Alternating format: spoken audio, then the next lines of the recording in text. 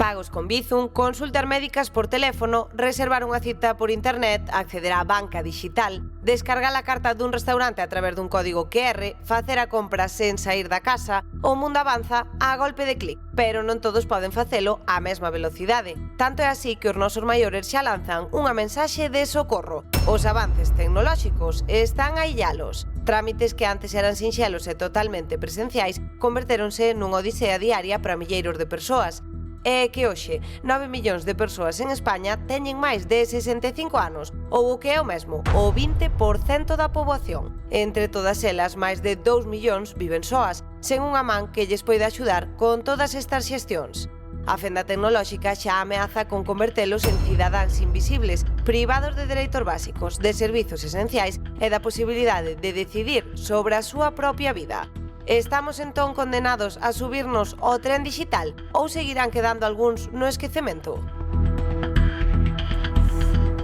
Claro, que o problema é que para persoas maiores, como acabamos de ver, Miguel Mandallo, pois ir ao banco empeza a converterse nunha verdadeira carreira de obstáculos, non?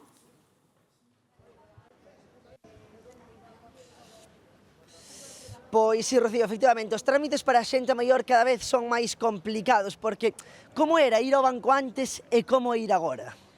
Para ahora resulta que no son tan simpáticos, tan amables, tan de todo como antes, porque antes te hacían hasta regalos, venían contigo a enseñarte cómo a poner código, todo, ¿sabes? Pues muy bien, pero ahora ya te lo hacen, pero no es igual, ha cambiado mucho. Claro, menos tempo co cliente, imagino, Claro, non? y ahora ya soy mayor, ¿entiendes?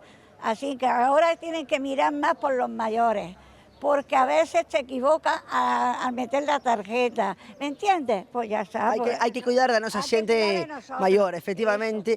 Compañeiros, tamén estamos co presidente do Club de Pensionistas de Sanxenxo, que, claro, Luís, cal crees ti que é a xestión que máis se lle complica a xente maior agora mesmo?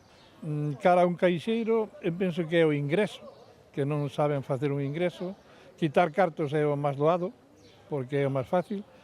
Unha transferencia, por exemplo, de un caixeiro tampouco son capaces de facela. Non hai ninguén que lle diga o que teñen que facer. Hoxe en día pasan de todo. Claro, porque moitas veces o caixeiro é complicado de entender, non? É moi complicado para a xente maior.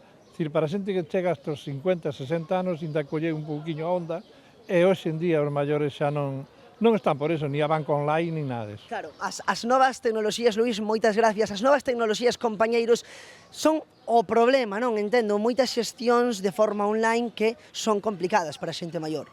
Moitísimo, porque ti vas moitas veces aos caixeiros e ves xente que che piden axuda a calquera, o primeiro que encontran que piden axuda porque vas adentro e non están ocupados e non salen para fora para axudarche a nada.